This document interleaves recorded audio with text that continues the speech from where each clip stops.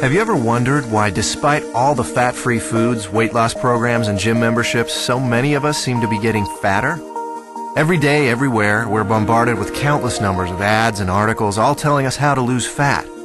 But did you know our bodies already know how? As we eat, our body converts our food into glucose, a simple sugar that travels through our bloodstream. This glucose is the primary food for our cells. Whether it's a muscle cell or a brain cell or a cell in our heart, they all feed on glucose. As glucose moves through our bloodstream, our pancreas produces a hormone called insulin.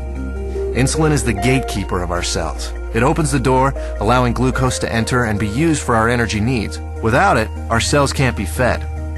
What if we eat more than we need? Well, along with our brain cells and muscle cells, we also have fat cells. Our cells never eat more than they need, so when we have more glucose than our cells can use, the excess amount is stored in our fat cells where it is converted into free fatty acids. Once the glucose is out of the bloodstream, with our cells having been fed and the surplus having been stored away in our fat cells, then insulin closes the doors to our cells and slowly leaves our body. When our body needs more energy, or glucose, and we don't have any food handy, it turns to the fat cells and the free fatty acids stored inside them. The free fatty acids leave our fat cells and go right back into the bloodstream to feed all our other cells. They don't need insulin to open the cell doors. That's why they're referred to as free fatty acids. This natural process of storing fat when you have too much glucose and burning fat when you don't have enough glucose is how your body was designed to work. And in a perfect world, eating a perfect diet, everything works perfectly. Unfortunately, we don't live in a perfect world, and most of us don't even come close to eating a perfect diet. As a result, we don't benefit from this natural process very often. Instead, we suffer by storing too much fat and rarely, if ever, burning any. Let's take a look at a typical breakfast in our imperfect world. When we get up in the morning, the first thing most of us have is a breakfast fairly high in sugar and processed foods. When this kind of food enters our body, it's converted into glucose very quickly and rushes into the bloodstream. The more sugary the food, the faster and higher our blood sugar or glucose level rises.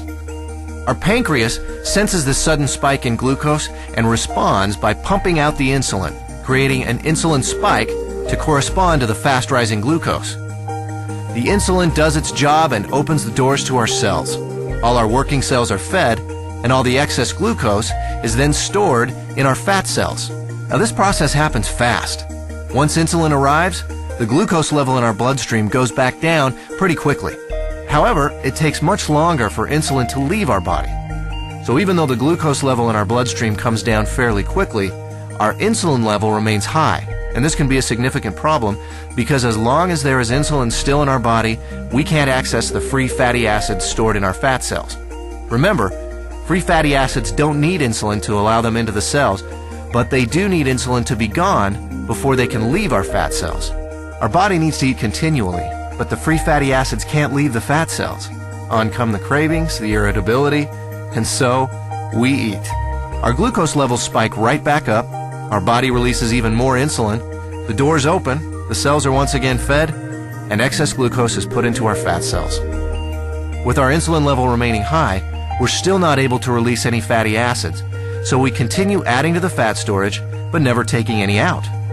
This cycle continues through lunch, mid-afternoon snacks, dinner, and so on. We literally end up bathing our bodies in insulin all day long and for much of the night. After a while, all that insulin takes a toll. We age much faster than normal, and many of us develop type 2 diabetes. There is a way to break this cycle. BIOS Life Slim, a simple, natural way to restore our body's natural fat-burning process. Instead of the spike in glucose and insulin we typically experience, drinking BIOS Life Slim before or during a meal allows for a more mild release of these two elements. This milder release allows the insulin levels to mirror glucose levels, and therefore burn out at about the same time as the glucose.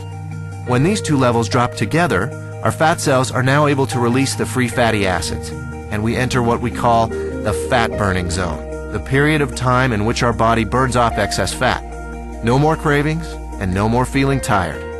After a couple of hours in the fat-burning zone, We're ready to have BIOS Life Slim with our next meal, and we start the cycle again, storing less fat and burning more of what was already stored. If you're in a hurry to lose that excess fat and want to accelerate your success with BIOS Life Slim, we suggest 5 simple adjustments you can start today. Number 1, eat a high-protein breakfast each morning. You'll love our delicious Lean Complete Meal Replacement Shake, and it meets the criteria of a high-protein, low-carbohydrate breakfast. Number 2, along with BIOS Life Slim, eat 3 healthy, well-balanced meals that include lean protein, healthy fats, and complex carbohydrates. Number 3, space your meals appropriately. Allow at least 4 hours between breakfast and lunch, 4 hours between lunch and dinner, and 12 hours between dinner and breakfast, allowing your body to burn fat even while you sleep. Number 4, increase your physical activity. You don't need to become an exercise fanatic. Just find opportunities to do a little more each day. Number 5, decrease the amount of sweets and processed foods you eat. Especially avoid soft drinks and so-called sports drinks, which can be full of sugar and cause a huge release of insulin. So, does BIOS Life Slim really work? You bet. I lost 65 pounds. I lost 100 pounds and 20 inches. I lost 45 pounds and 24 inches.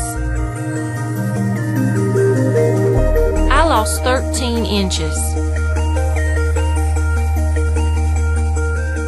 I've lost 18% body fat.